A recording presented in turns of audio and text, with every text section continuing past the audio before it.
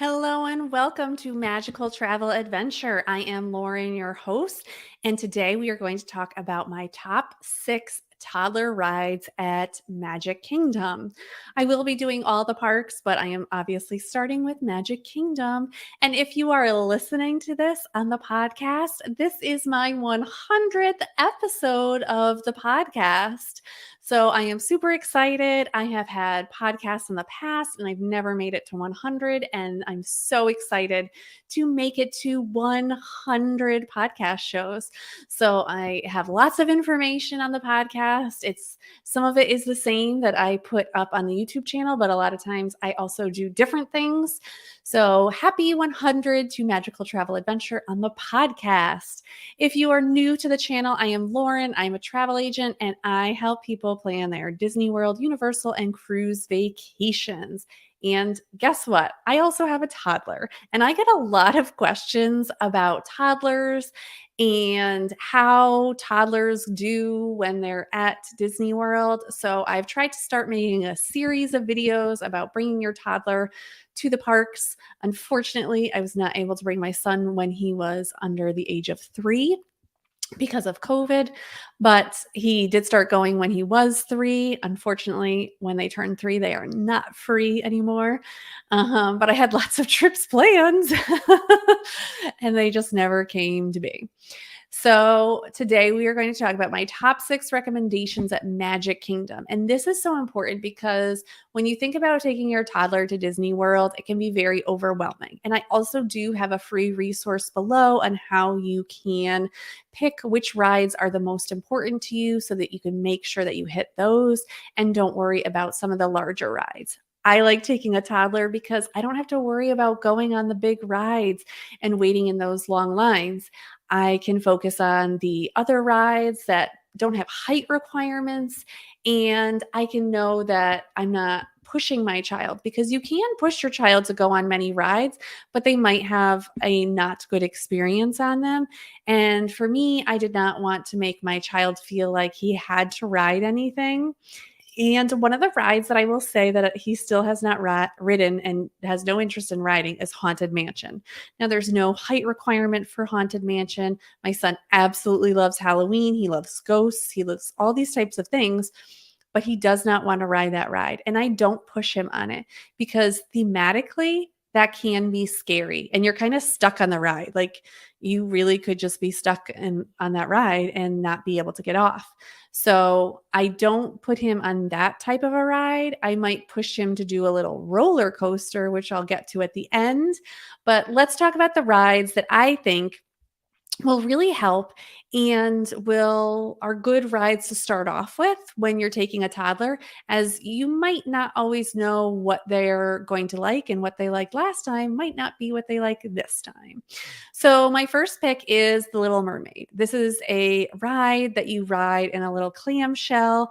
It's very calm. It doesn't go fast. There are darker parts where it is dark. So if you want to have a glow stick with you, so your child can hold that glow stick so they have a little light when it is darker, then it doesn't distract other people and your child is comfortable.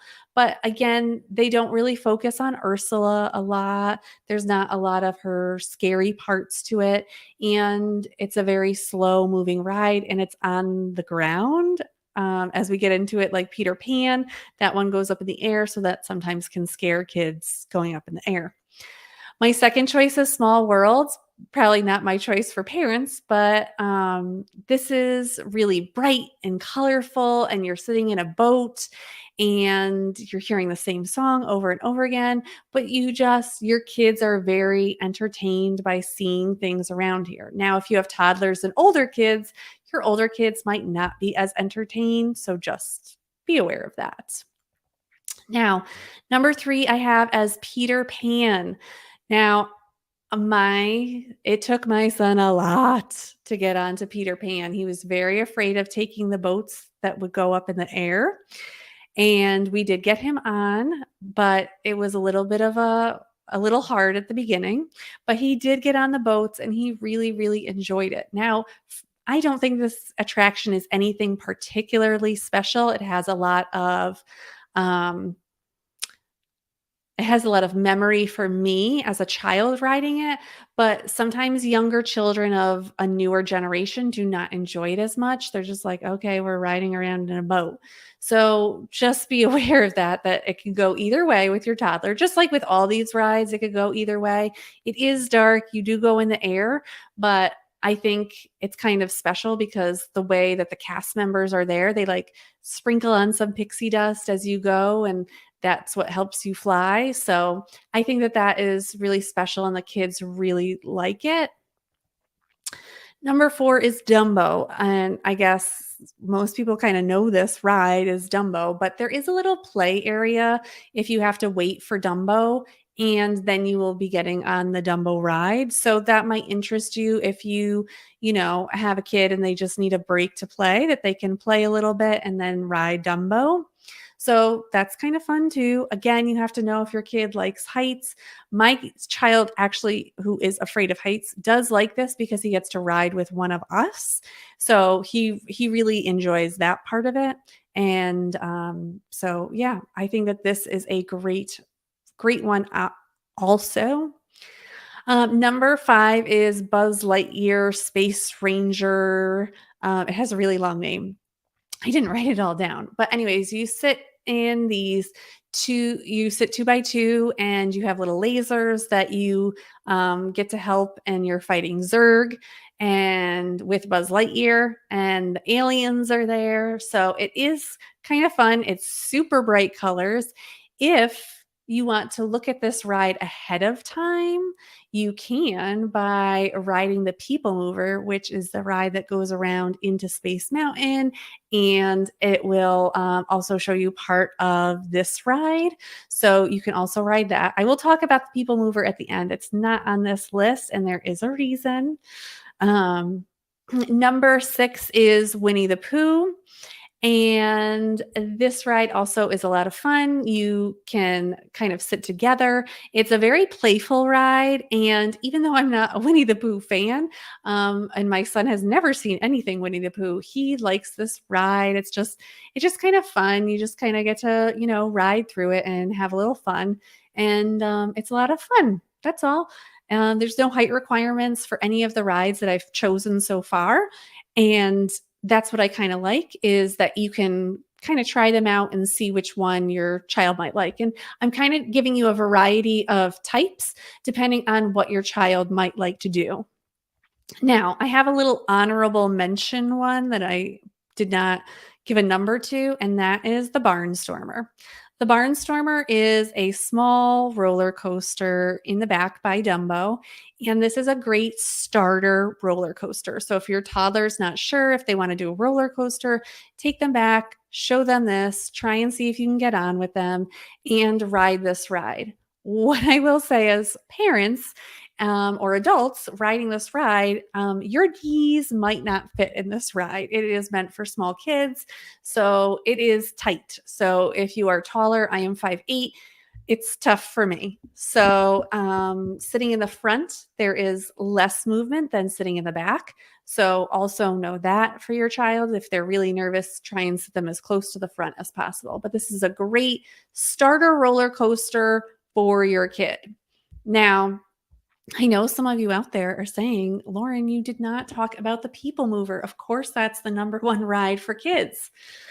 I think the People Mover is a great ride. And I think that there are many other great rides at Magic Kingdom. I think that these are all rides that are great starter rides for your kids to see if they can handle the dark, if they can handle noises, if they can handle just basically being on a ride. So those are all like starter rides that I would say. The People Mover, I will say, is a great ride, and my son did end up liking it. However, the first 2 times he rode it, he was really, really scared to be up that high. And he was really, really scared because when you go into Space Mountain for a big chunk of it, I would say for over 20 seconds, you are in complete pitch black, like just pitch black darkness. And my son really struggled with that. So that was really hard. So you need to know that before you get on that ride. It's a little different than it has been in the past. So if you rode it, like 15 years ago, it wasn't like that. But now it is. There's a big section where it's just pitch black.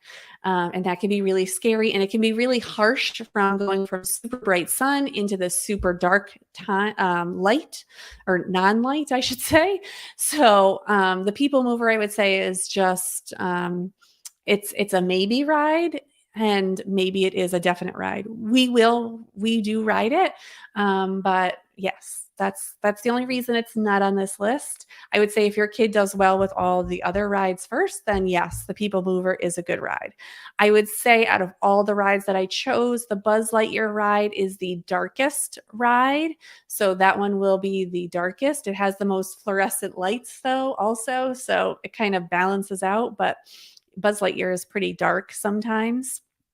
So, all right, that will do it for today. And this will do it for the 100th podcast episode, too. So, if you have any questions, please put them below. If you have any of your favorite rides for toddlers, let me know below so we can have a conversation. And yeah, I have that free resource below. If you're trying to decide what rides you're going to ride in each park, it says your must do's, maybes, and absolutely nots. So that might help you to narrow down what you will do, and maybe will help if you have older kids what they want to do on their vacation. So I will see you next time on the Magical Travel Adventure. Bye.